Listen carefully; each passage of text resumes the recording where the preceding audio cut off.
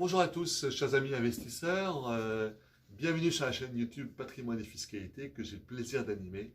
Je suis vraiment content de voir que mes vidéos sont consultées par de plus en plus d'internautes. Ça me touche parce qu'effectivement, ma mission est celle de transmettre des informations juridiques, pratiques fiscales, patrimoniales au plus grand nombre. Je suis avocat d'affaires, je m'appelle Renaud Soulier, je suis inscrit au barreau de Lyon, j'exerce à Mornan dans une petite commune dans le sud-ouest et j'accompagne des investisseurs dans le cadre de leurs projets de création de société, de reprise d'entreprise ou de stratégie patrimoniale. Dans une précédente vidéo, je vous ai parlé des obligations déclaratives en matière de crypto-actifs ou de crypto-monnaies. Je vous rappelle que c'est un marché énorme avec de nombreuses applications. L'objet de mon intervention n'est pas de faire l'apologie sur les crypto-actifs. Hein, c'est un véhicule d'investissement comme un autre, comme peut l'être l'immobilier ou les matières premières. Pour autant, pour ceux qui m'accompagnent et qui me font confiance, j'ai un devoir d'information en matière de fiscalité concernant la cession des crypto-monnaies. Et à ce titre, comme je l'exposais dans la précédente vidéo, il y a des obligations déclaratives. Et une fois que vous avez connaissance de ces obligations déclaratives et que vous les respectez, se pose la question de la fiscalité de la cession des crypto-monnaies. Alors, que dit la nouvelle loi de finances 2019 s'agissant de la cession des crypto-actifs? La loi de finances a vraiment apporté une innovation majeure et une sécurité juridique importante, puisqu'elle elle procède à la cession, à la fiscalité de la cession des actifs que lorsque le contribuable cède une crypto pour l'échanger contre une monnaie ayant cours légal, que ce soit l'euro, la livre sterling par exemple, ou le dollar.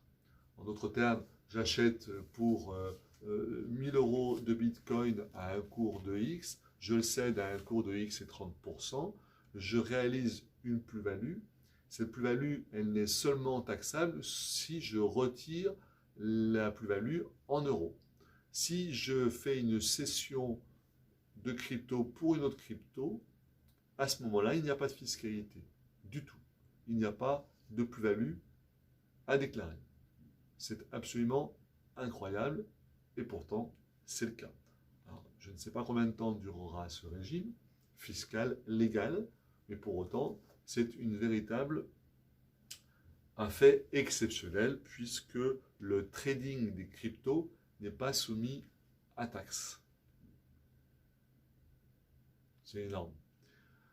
En revanche, donc, comme je vous l'exposais, je réalise une cession de Bitcoin ou d'une autre monnaie altcoin et je dégage une plus-value. Cette plus-value, elle est taxable si je la retire pour de l'euro ou pour du dollar. Elle est taxable avec l'application d'un abattement de 305 €. Et elle est taxable à la flat tax, c'est-à-dire 12,8 d'impôt sur le revenu et 17,2 de prélèvements sociaux au jour de cette vidéo du 10 janvier 2020. Voilà, donc c'est véritablement devenu très simple. Alors je mets de côté ceux qui se livrent à du minage, puisque ceux-ci auront une fiscalité spécifique. Je parle de l'investisseur néophyte qui réalise quelques opérations de crypto et qui veut réaliser la cession des cryptos contre de la monnaie ayant cours légal. Et à ce moment-là, il y aura réellement une plus-value taxable au taux de 30% après application de l'abattement de 305 € dont je vous parlais à l'instant. Voilà ce que j'avais à vous dire pour aujourd'hui. Donc il y a eu effectivement beaucoup de progrès qui ont été réalisés depuis de nombreuses années parce que précisément il y a la prise en compte par les gouvernements de la réalité économique de ces investissements.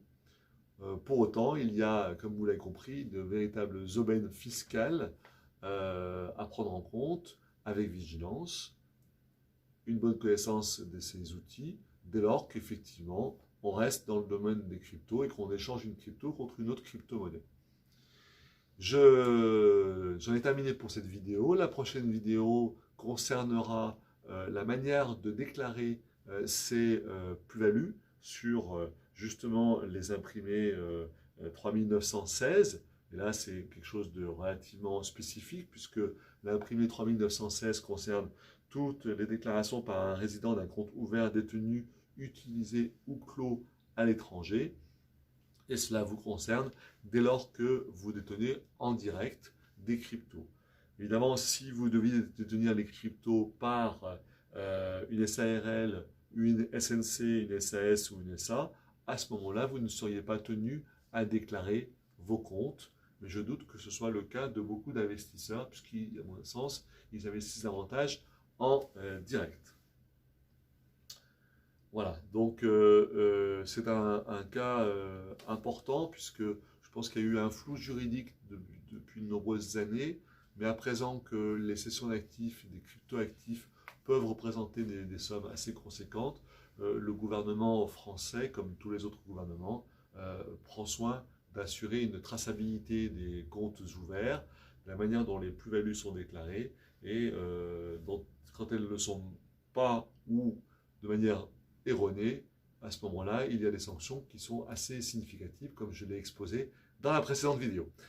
Voilà, j'en ai terminé. Je vous souhaite une très belle journée. Je vous remercie de vous abonner à ma chaîne YouTube Patrimoine et Fiscalité pour m'encourager à continuer à prendre du temps pour vous donner des vidéos de contenu de qualité. Pensez à partager au plus grand nombre et pensez aussi à me solliciter si vous avez besoin d'informations spécifiques complémentaires. Je suis à votre disposition pour pouvoir répondre à votre demande d'accompagnement. Très belle journée, je vous dis